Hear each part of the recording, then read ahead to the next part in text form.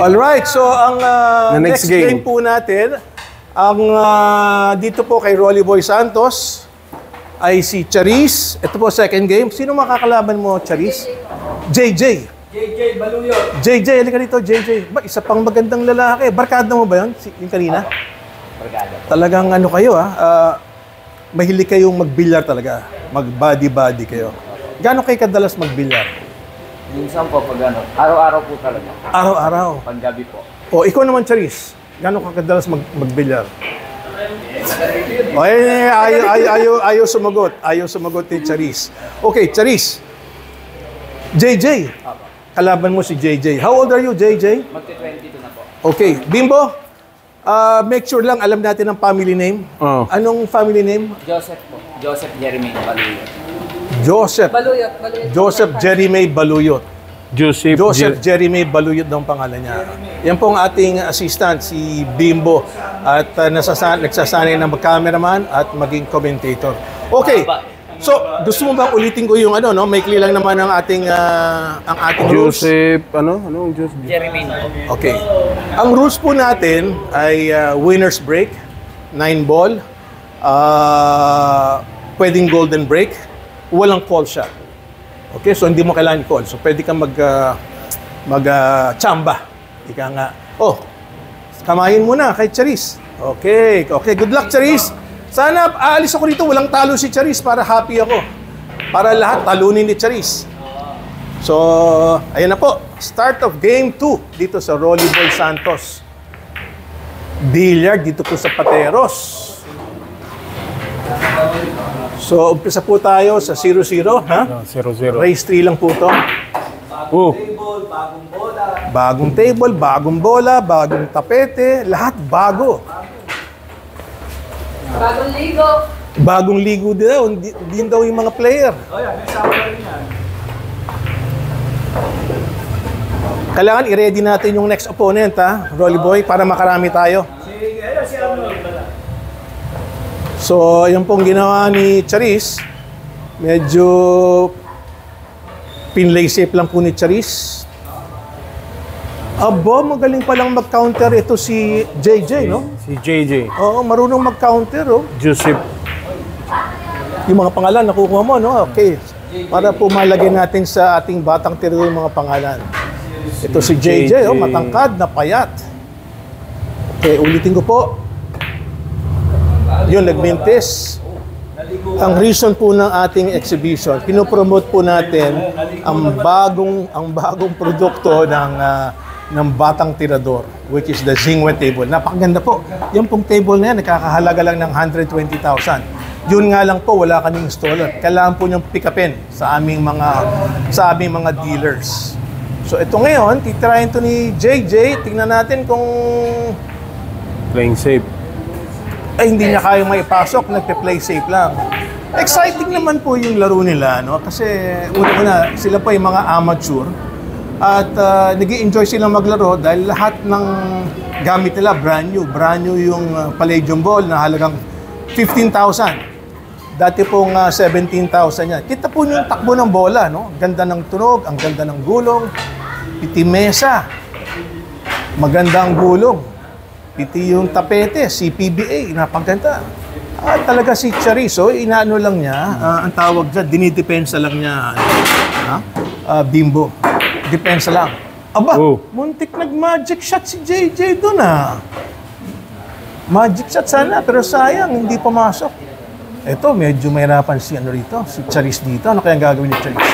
Good. Go for it ang ginawa ni Charis. Go for it, ano? Pero yun nga lang, walang tira si JJ. Magpapatalon o ano gagawin? Mase ang ginawa. May tira to kung marunong magmase. Bihira po sa beginner yung marunong magmase, Ito, mukhang may chance na mag-run out. Straight. Yes. May chance si Charis. Ubusin niya ni Charis ngayon. Yun. Alam mo yung kapatid ng babae, napakagaling yan. Uy! Nag-scratch. Oo, sinabi mo kasi ira-run out na eh. Tuloy, kinabahan si Charis. Na-scratch tuloy, Ito ngayon, balik sa mesa, si JJ Baluyot. Medyo tama lang naman. So, talagang babang-baba siya sa bola, oh. Talagang ganyan po talaga yung mga bilarista, no? Binababaan yung bola, lalo na pag matangkad. Talagang gusto nila makasilip nilang mabuti. No? Ganda rin siya humawak ng tapo. Yun nga lang, medyo minamala si JJ. At ang lakas ng ikot ng puti. Nakita mo, lakas. Malakas yung Parang kanyang... lutang yung bola na yun. Oo, lakas ng pagkakapektos niya. Dito ko makikita ngayon kung anong dunong ni Charis. Kung kaya ba niyang ipasok ito sa corner pocket. O yun, sayang, nagmintis lang. Siguro mga, almost mga 1/4 inch ang kanyang mintis doon, ano? So, nabigyan ng pagkakataon si JJ, bumalik sa mesa. At ayan na, balik uli si Charis sa mesa. Sa tingin ko, ipi-play safe lang ni Charis to. Malamang ipi-play safe lang niya to. Abaye! Aba, sinungkit talaga. Sabi niya, ayoko i-play safe to. Kaya ko i-pocket to. Yun nga lang, sumobra, sabi nung ama. So, balik ulit sa mesa si JJ. At tinamaan para wag lang ma-bad shot. No? So, ano tingin mo? Saan niya papasok to? Sa corner pocket. Sa side pocket. Side pocket. Yan. Tandaan mo yung nasa gitna, side pocket. Ito, corner pocket ng asinta ni Charis dito. Yun po, makita nyo, mahusay na presa si Charis kasi bangga-bangga lang. Hindi masyadong malikot yung bola. Yan, oh. Kasi kung masyadong malikot yung bola, hindi niya mauubos. Ubusin mo na, Charis. Yes! Bira ng mayaman yun, ah. Talagang, ang ganda ng pagkakabira. Ayan po, nakikita naman nyo, yung ama nila, si Rolly Boy Santos. Ha? Mahal na yung bilyaran po niya. Araw-araw po, yung si Rolly Boy Santos, nandito po yan. Kaya kung balak po nyong umorder ng mesa, sa kanya na. Libre na po yung balot nyo. At saka yung kape. Lahat kape. Basta sa kanya kayo umorder. Lahat po ng gusto nyo pagkain, ililibre kayo ni Rolly Boy Santos. Sigurado ko dyan. May balot na kayo pawi. Meron pa kayong pulang itlog.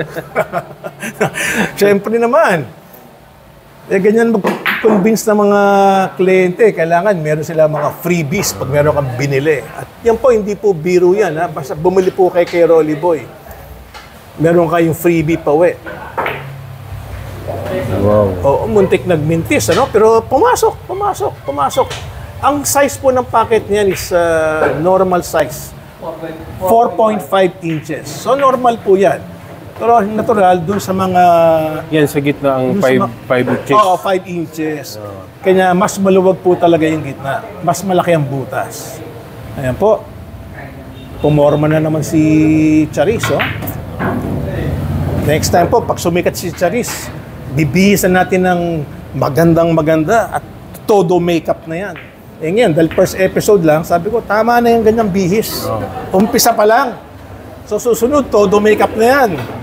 At siyempre, bibihisan natin ng may shirt na, tulad ng shirt mo. May J Flowers, may Tao, at may Dynascar. Oh. Ayan po. At 4 balls left ang natitira sa ating mesa. May kahirapan to, ah. May kahirapan to, pero tingnan natin kung makukuha ni Charis. Hindi to madali. O, sabi ko na nga ba, may kahirapan, pero kumalog, ah. Yun ang tatawag na kalog. Ibig sabihin, halos pasok na, kumalog lang. Kumalog lang. Oo. Dapat kasi ang tira 0-0 eh. Pag 0-0, ayun, noon, 0-0 ang tira noon. Ibig sabihin nun, talagang gitnang-gitna, sa butas. Yun nga lang. Pang YouTube yun. Oo, yun nga lang. Ang ganda ng tira niya sa side pocket na napakahirap. Nagmintis naman doon sa corner pocket na napakadali, no? Iyan, no? Swabing tiro. Ubos na naman. Swabing. Ito po ang kapatid ni Denden Santos. Uy, naku, nabanggit ko si Denden. Hindi pala dapat binabanggit yung kapatid niyang magaling, no? Pero magaling na rin po to si Charis. Long shot po to. Tingnan natin kung makukuha. Aba naman! Aba naman, ang galing naman. Oh, pasikatin mo kami, JJ. Isa pa. Iyon, kinabahan. At again, ulitin po natin, ito po ang Singwe table ng Batang Tirador. 120,000 po yan, pick up. Pick up po yan at wala po kaming installer. Kailangan po niyong pick upin. Uy naman, pinasok ni Charis. Ano ng score, Bimbo? 2-0. 2-0 na po. At 1 rack to go.